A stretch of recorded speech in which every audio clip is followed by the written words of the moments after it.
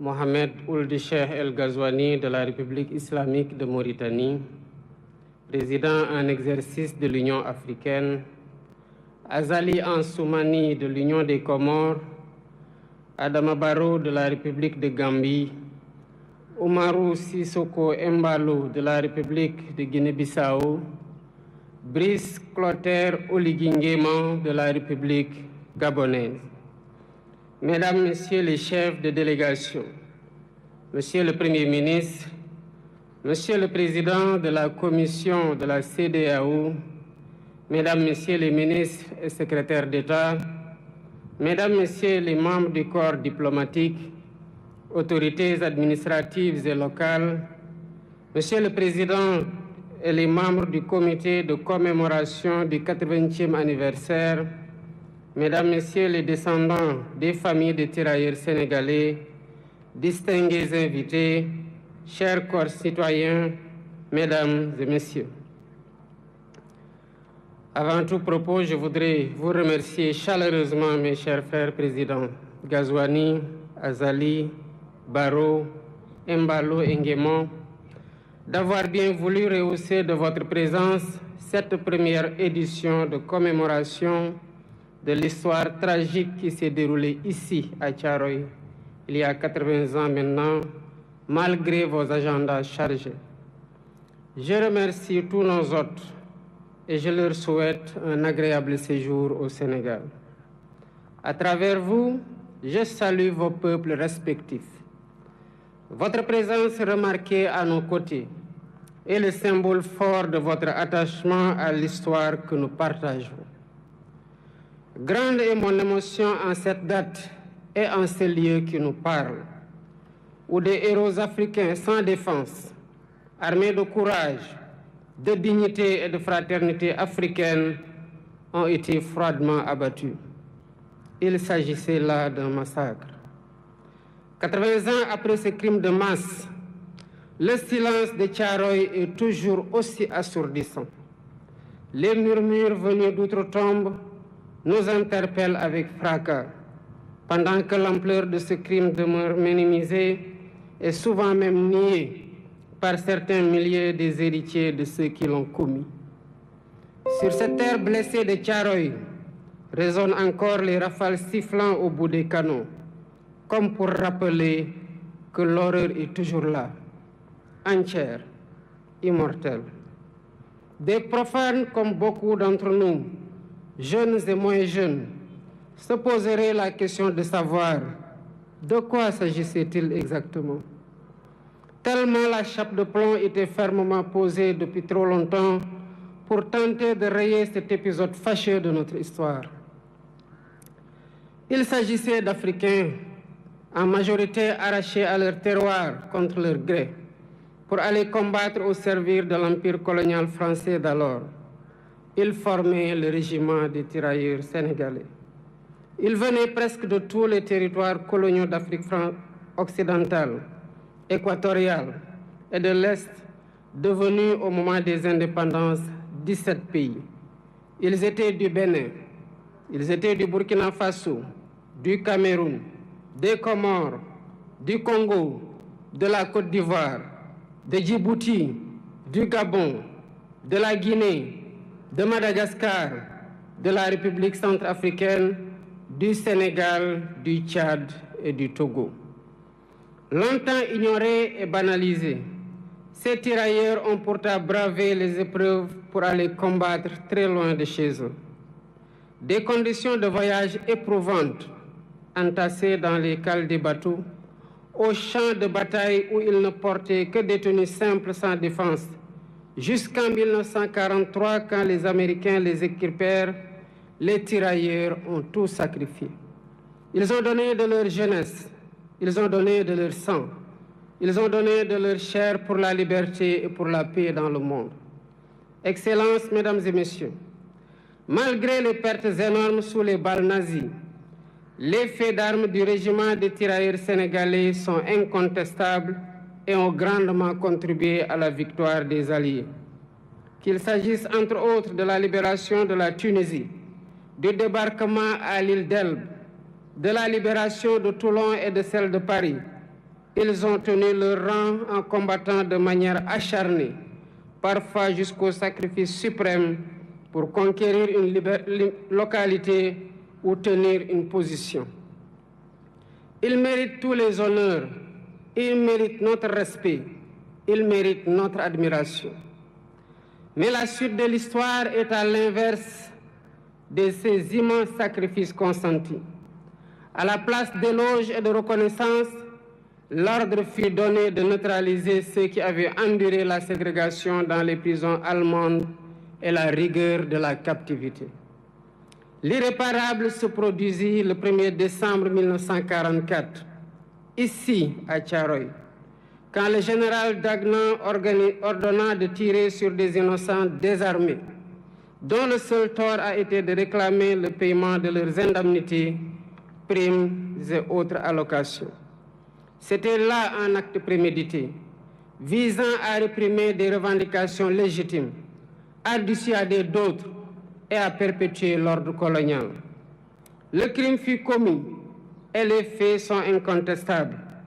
Voilà le sort qui a été réservé à certains qui ont contribué à écrire dans le sang et la sueur la glorieuse histoire de la libération.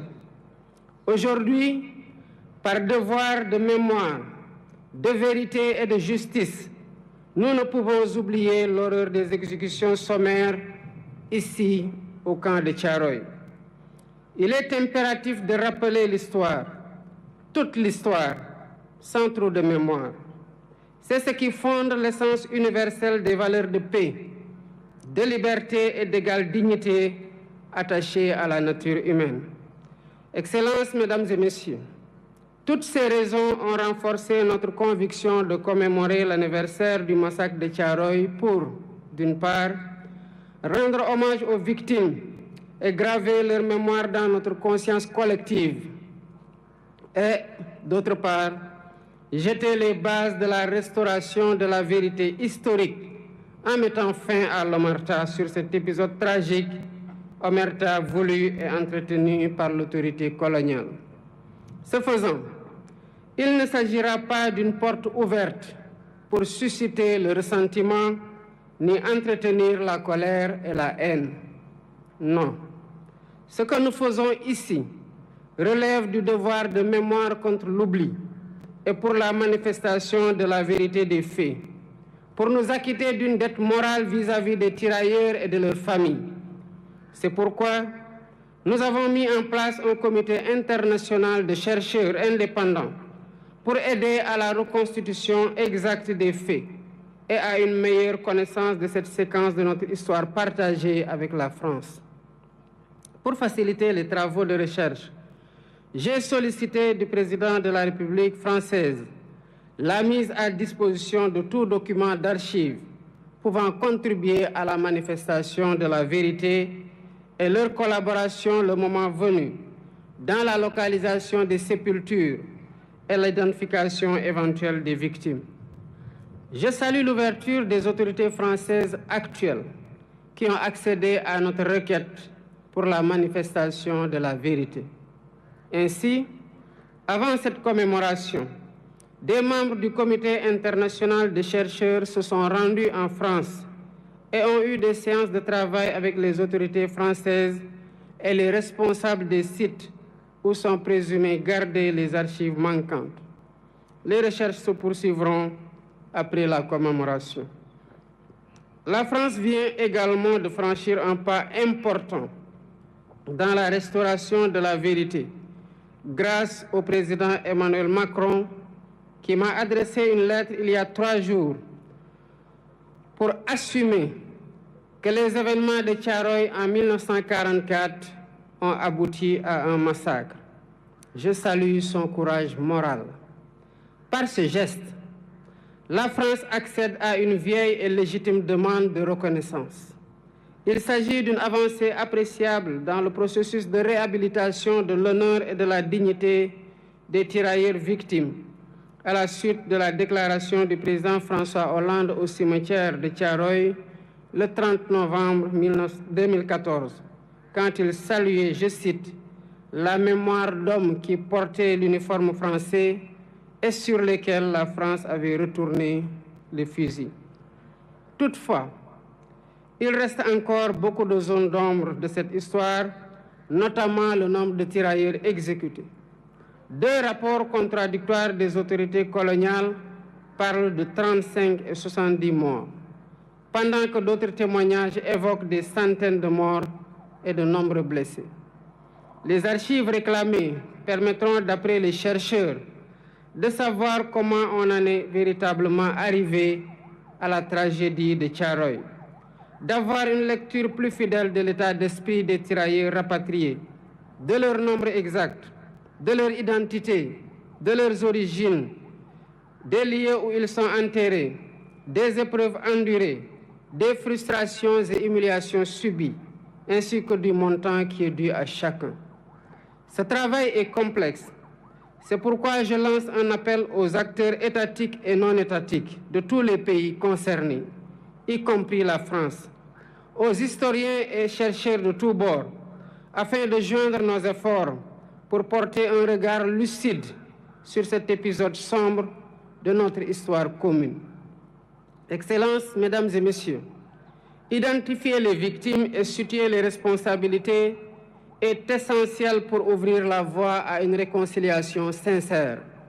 C'est l'occasion pour moi de rendre un vibrant hommage à tous les Africains et non-Africains qui se sont toujours battus pour que l'histoire des tirailleurs et du massacre de Thiaroye soit préservée de l'oubli et de la falsification. Je pense aux précurseurs, aux hommes et femmes politiques. Je pense aux intellectuels, écrivains, poètes, cinéastes, artistes.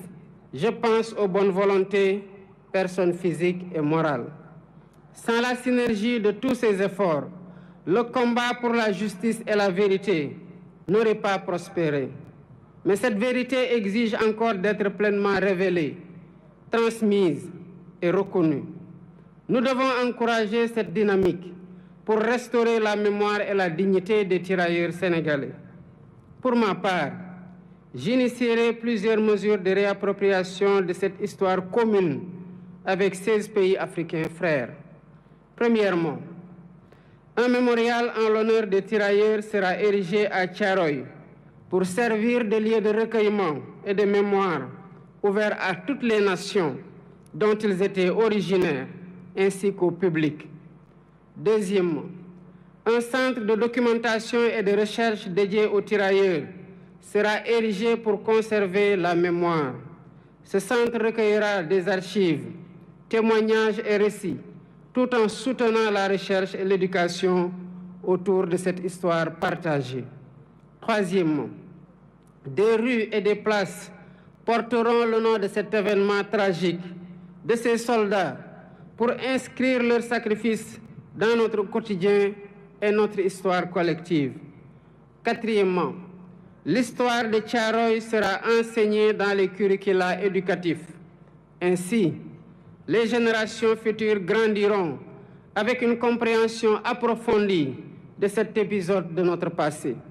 Cinquièmement, la journée du tirailleur est désormais fixée le 1er décembre de chaque année, jour de commémoration du massacre de Thiaroye. Excellences, Mesdames et Messieurs, l'histoire de la guerre et des répressions armées n'est jamais ordinaire. Elle est rarement racontée de façon intégrale. Ce fut le cas de la Seconde Guerre mondiale et surtout ses conséquences dans les colonies qui connurent des répressions innommables. Thiaroye 1944, Sétif et Guelma en Algérie en 1945, Hanoï et Haiphong au Vietnam en 1946, Madagascar en 1947, Douala au Cameroun ou Dimbokro en Côte d'Ivoire en 1948-1949 et bien d'autres lieux. Chacune de ces histoires vit en nous par l'exercice mémoriel, ce qui nous rend fiers et reconnaissants envers nos anciens combattants. Rendre hommage à ces tirailleurs n'est pas seulement pleurer nos martyrs, c'est porter leur combat et en faire un levier pour réinventer nos rapports avec nous-mêmes, avec notre histoire et avec les héritiers de ceux-là qui ont été les auteurs de la tragédie. C'est dire au monde que les tirailleurs sénégalais n'étaient pas des mercenaires, mais bien les défenseurs d'une dignité humaine universelle. C'est proclamer haut et fort que cette dignité, si longtemps bafouée, ne sera jamais, plus jamais sacrifiée sur l'autel du silence et de l'oubli. Le massacre de Thiaroye est une blessure, mais il est aussi une leçon qui nous enseigne que la fraternité, l'unité et le refus de l'oubli sont les armes les plus puissantes dont disposent les peuples libres pour écrire leur avenir. Que cette commémoration, 80 ans après, ne soit pas qu'un moment de recueillement, qu'elle soit un serment renouvelé, un serment de justice, un serment de mémoire, un serment de vérité. Pour que plus jamais Thiaroye et les événements similaires ne se répètent sous aucune forme, nulle part ailleurs dans le monde. Nous honorons aujourd'hui des héros, et en les honorant, nous nous rappelons que nous avons nous-mêmes un devoir, celui de leur être fidèles, fidèles à leurs valeurs, fidèles à leur combat et fidèles à leur vision d'un monde plus juste. Ensemble, pour la vérité historique restaurée du massacre de Thiaroye, pour la justice, la liberté et la dignité pleine et complète. Je vous remercie de votre aimable attention.